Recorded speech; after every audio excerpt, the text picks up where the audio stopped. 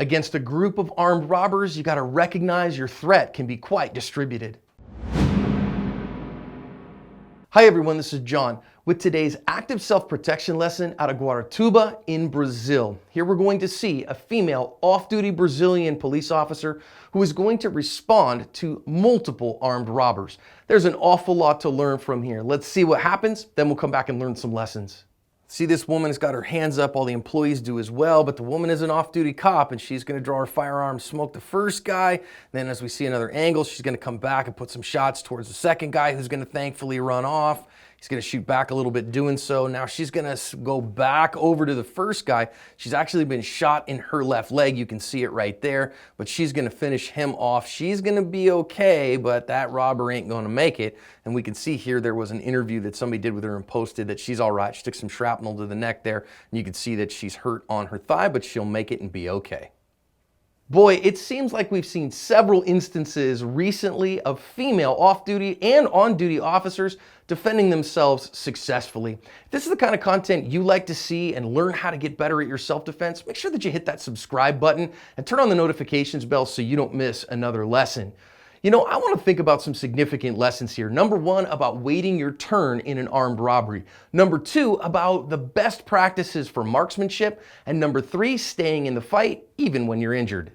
Right from the get-go, let's think about how this one started. You see our off-duty officer is that hands up, posture of submission, and she is in feigned compliance here, and that feigned compliance is incredibly important. It gives you an opportunity to wait your turn, and in an armed robbery, that's incredibly important to wait your turn. I say it all the time that if somebody's got a gun drawn on you and you try to draw on that drawn gun, it's going to go bad for you. Instead, she complied in the moment, but look now what happens, that she decides kind of right here that she says, no, I'm going to have to get after this guy, that this is my opportunity. And as she does so, she kind of, it looks to me like she's carrying somewhat near her front, in front of her hips, kind of appendix, and she's gonna kind of conceal her draw a little bit, but decide that that is her time to go. And let's think about how long it takes her because she's able to stage it.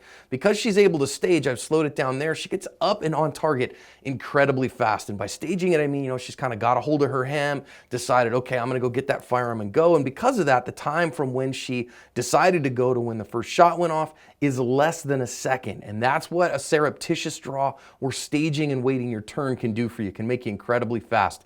Now notice she puts the shots on the first guy and then immediately turns to the second guy.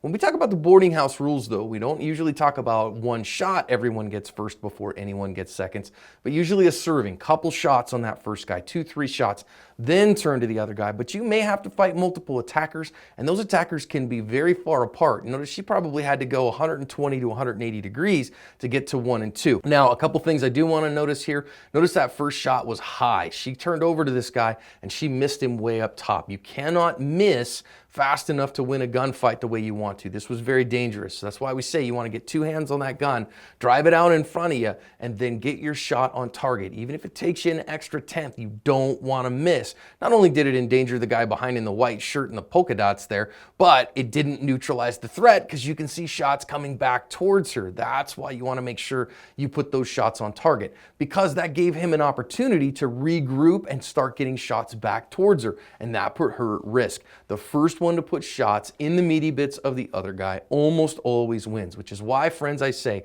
learning to put shots on target first, accuracy first, and then speed to do so fast is important. The only thing worse than a miss is a slow miss. And so she ended up kind of getting towards it in the end, but she wasted some ammo to do that. I do want to notice as well, when she goes from this guy back to the other guy, that's a negligent discharge right there. Now it's the heat of the moment. I don't want to give her too much of a hard time, but notice they're running that gun with one hand. She starts swinging it over towards this guy and she's just pulling the trigger kind of almost indiscriminately and has a negligent discharge there. When you're swinging from one target to another, you want to index your finger on the trigger because that keeps you from having a negligent discharge. Thankfully, nobody was hurt in this one, but that's irrelevant. Number one, it wasted a round she needed in a gunfight. Number two, it did endanger people and it didn't keep her any safe.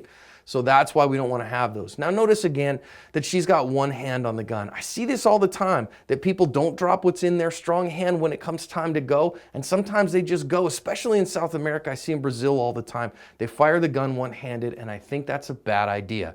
The best marksmanship, the best recoil control, the best use of the handgun is when you put two hands on the gun. Then you can recoil control the best. You can put shots on target the fastest and the most accurate. So train yourself to drop whatever in your hands and then get those shots on target. Have good two-handed control of the gun for the best ability. Now, she is injured there, and I love that she stayed in the fight. Right there, she got shot, but I love the fact that she came and moved, kept moving from there, which didn't give the bad guy an opportunity to locate her. Number two, emotionally fit, stayed in the fight, didn't care that she was shot. Okay, she was shot. She didn't go down. She wasn't, oh no, I'm shot. She's like, okay, I'm shot. I'm still in a gunfight. And number three, she kept putting shots where they belong, switched back to the target that she needed to get after and got after it. So I admire this woman's emotional bravery. I admire her willingness to defend herself. A couple things from a tactics and from a marksmanship perspective we can work on, but she did a pretty good job and she covered her ass.